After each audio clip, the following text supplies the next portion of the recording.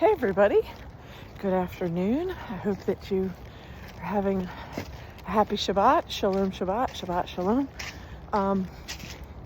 Did a bunch of resting this morning and wanted to get on the trail. So I'm on the trail, getting my walk in. So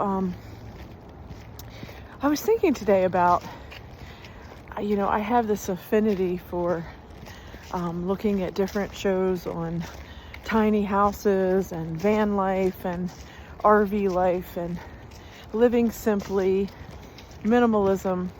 I've really been drawn to this lifestyle, and I always love to get inspiration from, other ideas of what other people have found, what has, made a difference and impact on their life.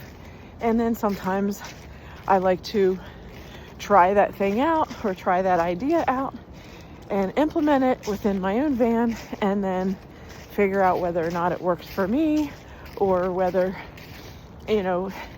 something else will spring up as a new idea based on just looking at the creativity of what other people have done to solve problems and to, create functionality and, to create value and function within my space that's functional for me. So I was watching this video, and this one in particular piece was, or example was so unique. I had never seen anything like it before. And the concept was kind of like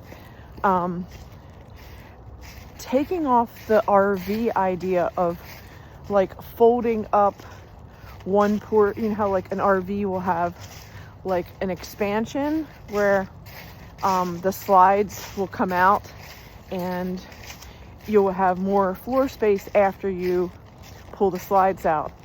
And in some cases, because of the mechanics of that, and I have looked at RVs like that and considered them, but I'm always a little weary of the potential failure of, if something breaks or you need a part for that particular thing to work, then how effective is it when you're stuck and you can't move your rig because your slider's out?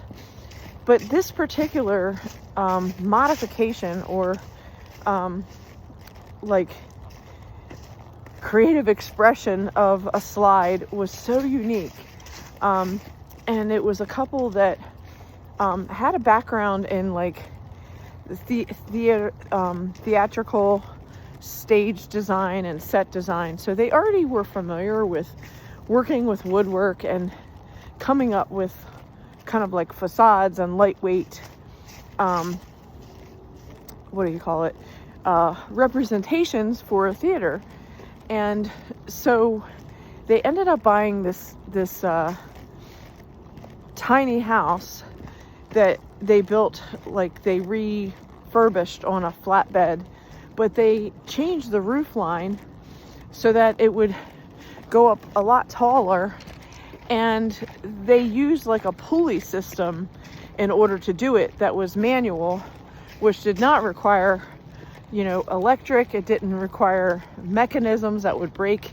It was a very simple pulley system, which was genius. And not only did it give them that increased height with their rig, but it also, once they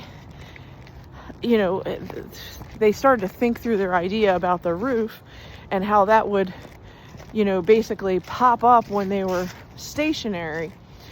But then if they're in travel mode, then that roof would flatten out and come down. And then they thought about how they could do the same thing with the other, quote, rooms and functions for their tiny house. And so they created these pop-outs that were also foldable, that fold all in towards the center of the tiny house when they're in travel mode. And like I said, it's kind of hard to describe what they did, but it was a really clever idea. I'd never seen anything done like this. And then they designated their spaces. And again, when you have more width, like in a tiny house, I think they have like a 13 foot width, something like that. It makes it a lot larger than your like standard 7 foot wide van, you know. So it really is those extra feet really do make a difference in the impact on your space. But then they, not only with the starting point of having a wider space in the tiny house versus say a van or an RV, they expanded it out with these pop outs that fold out. There really are like a foldable panel type design, and it really gave their space so much more function. And so, like, you know, he was describing, well, this is his area. So like he had his computer area that was marked off with all of his supplies that he needed to do what he does. And then his dressing area with his closet and his shoes and however he was organizing his stuff and his storage cabinets. And then on her side, it was a completely, you know, it was like a mirrored, you know, fold out room, if you will. But her, meaning in terms of space, but then her side was much more feminine, and she had like her favorite chair and her closet and her makeup table and her drawers. And, you know, it was just interesting how they both utilize these, you know, designated separate spaces. And one of the things that was really interesting was their kitchen area was like a circle, which was so unique. I had never seen anything like that before. And, you know, the countertops kind of swung out when you needed them. And then again, they, you know, would stay like a small circle imprint when they weren't in use. And that everything was accessible, like from a vertical position to grab something easily, but also just very easy, like a one-step grab.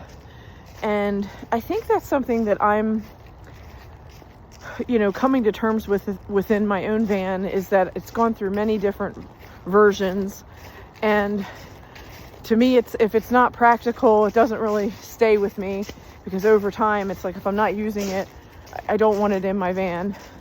But in addition to that, it's like you have to come to this, like realization of, like, as you're in the van, how do you really want it to flow?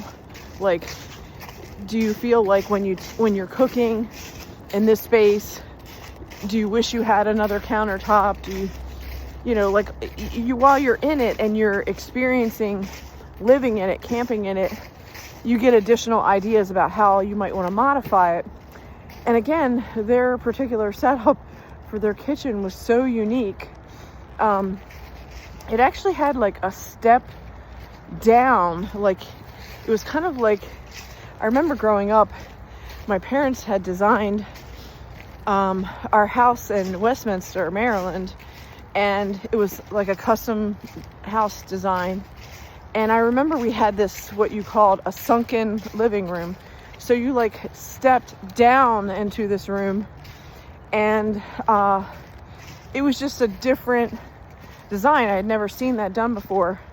And so in this tiny house, they had a sunken down kitchen. So it was like they established the boundary of the kitchen floor, but you like step down into that place so that it's like when you're in the kitchen, you know you're in the kitchen. You're not like in another part of the van. So it was interesting how they did that. And I'll try to put the link so you can see that video for reference.